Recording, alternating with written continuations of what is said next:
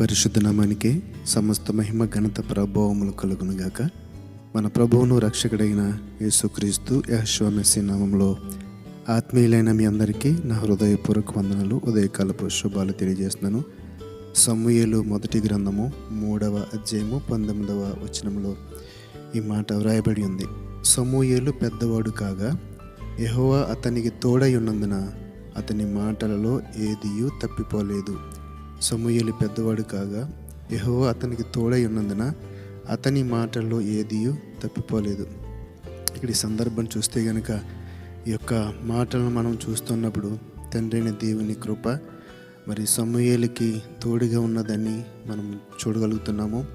ఆ యొక్క 16వ వచనం చూస్తే కనుక ఈ సందర్భంలో సమూయేలు ఒక దర్శనాన్ని పొందుకున్నప్పుడు ఆ దర్శనంను గూర్చి మరి జరిగిన సందర్భం. అయితే ఏలి సమూయేలు అకుమారుడా అనే సమూయేలును పిలువగా అతడి చిత్తము నేను ఇక్కడ ఉన్నాను. ఏలి నీతో యెహోవా ఏమి సెలవిచ్చినో మరుగు చేయక దయచేసి నాతో చెప్పుము. ఆయన నీతో సెలవిచ్చిన సంగతులలో ఏదైనా నీవు మరుగు చేసిన ఎడల అంతకంటే అధికమైన కీడు ఆయన నీకు కలుగు చేయనుగా కానీ చెప్పగా అప్పటికే సమూయేలుకి దర్శన రీతిగా దేవుడు మాట్లాడాడు. ఉదయకాలం నుండి కలతో ఉన్నాడు, ఏదో తెలియని భయంతో మరి సమూయేలు ఉండగా చూడండి, మరి ఏలీకి తండ్రి అయిన దేవుడు సమూయేలుతో మాట్లాడినట్టుగా అప్పుడే ఏలీకి తెలిసిపోయింది. మరి దేవుని యొక్క భక్తుల మరి ఆ గొప్పతనము, అది ఆ గ్రహింపు మనము చదువుతున్నప్పుడు వారి యొక్క జీవితాల్లో తండ్రి అయిన దేవుడు ఇచ్చిన జ్ఞానము, ఆ యొక్క మరి గొప్పతనం మనం గ్రహించాలి. చూడండి, ఇక్కడ ఏమడిగాడండి, నీతో యెహోవా ఏమి సెలవిచ్చినో మరుగు చేయక దయచేసి నాతో చెప్పుము.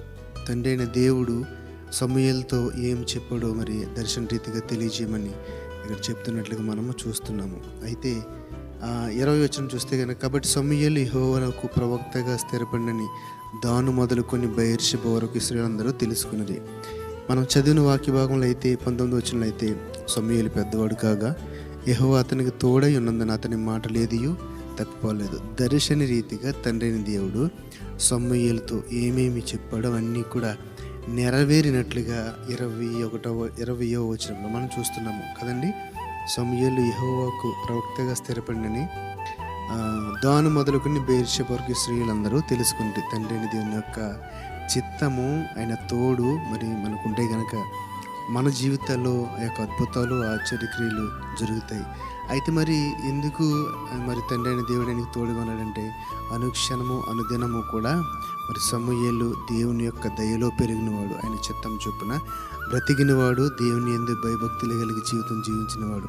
మరి అక్క ప్రవక్త అయిన మరి ఏలి చెప్పు చేతల్లో ఏలి అడుగుజాడల్లో నడుస్తూ దేవుని గురించి తెలుసుకుని దేవుని యందు భయభక్తులు కలిగి మరి విధేయుడిగా జీవించిన బిడ్డ. అందుకనే తండ్రి అయిన దేవుడు మరి సమూయేలుతో మాట్లాడుతున్నప్పుడు ఏలీకి ముందుగానే తెలిసింది. అందుకనే అడిగాడు కదా, మరి సమూయేలు తండ్రి నీతో ఏం మాట్లాడో దర్శన రీతిగా నాకు తెలియజేయి, ఒక్క అక్షరం కూడా వదలకుండా.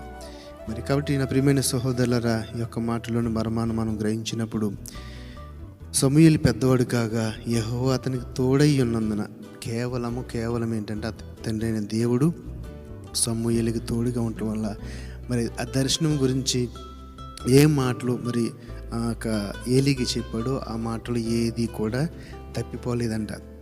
కారణం ఏంటి తెలుసండి, తండ్రి అయిన దేవుని కృప, ఆయన యొక్క వాత్సల్యము ఎప్పుడు కూడా మన మీద ఆయన తోడు ఉంటుంది, ఆయన చిత్తం ఉంటుంది. ఆయన చిత్తం ఎప్పుడు కూడా మన ఎడల మరి మంచిని కోరుకుంటూనే ఉంటుంది. మనందరం కూడా నీతి కలిగి మరి ఉద్యమంతో ఆయన స్తుతిస్తూ, ఆయన ఆరాధిస్తూ మరి ధర్మముగా నీతిగా బ్రతకాలని, మరి ఆయన అధికారంలో లోబడాలని, ఆయన మాటకు విధేయులై జీవించాలని మాత్రమే కోరుకున్నాడు. కాబట్టి అట్రీతిగా మనం కూడా ఆయన యొక్క మరి అధికారం క్రింద బ్రతుకుదాము. ఆయన మనకు తోడుగా ఉంటాడు. ఆయన మనకు తోడుగా ఉంటే మన జీవితంలో అద్భుతాలు, ఆశ్చర్యకారాలు చూడగలము. అట్టి కృప తండ్రి అయిన దేవుడు మనందరికీ దయచేయునుగాక. ఆమేన్. పరిశుద్ధ మహోన్నత మమ్మల్ని కన్న తండ్రి నీకు వందనాలు, స్తుతులు, స్తోత్రాలు. నాయన మీరు సమూయేలుకి తోడై ఉన్నప్పుడు తండ్రి ప్రభువా, మీరు దర్శన రీతిగా ఆయనతో ఏమి మాట్లాడారు ఒక్క అక్షరం కూడా పొల్లుపోకుండా సమస్తంను జరిగించి ఒక గొప్ప ప్రవక్తగా సమూయేలును స్థిరపరిచినట్లుగా నీ వాక్యం ద్వారా మాతో మాట్లాడారు తండ్రి. మీ తోడు, మీ ఆదరణ, మీ వాత్సల్యం, నీ కృప మాకు కూడా కలు ప్రభువా. మా జీవితాలను బాగు చేయండి, మమ్మల్ని భద్రపరచండి. నీ కృప చూపిన మేము బ్రతుకు కృపను దయచేయండి.